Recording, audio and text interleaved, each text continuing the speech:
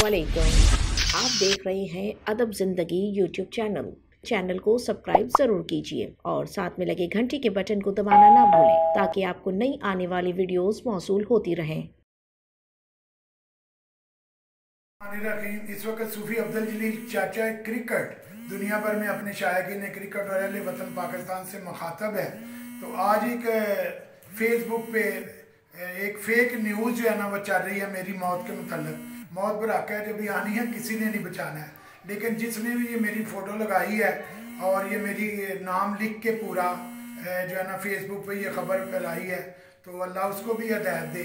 और मैं यही कहना चाहता हूँ अपने शायकीन क्रिकेट को कि मैं बिल्कुल ज़िंदा हूँ और बिल्कुल ठीक ठाक हूँ और पाकिस्तान का झंडा लहराता रहूँगा।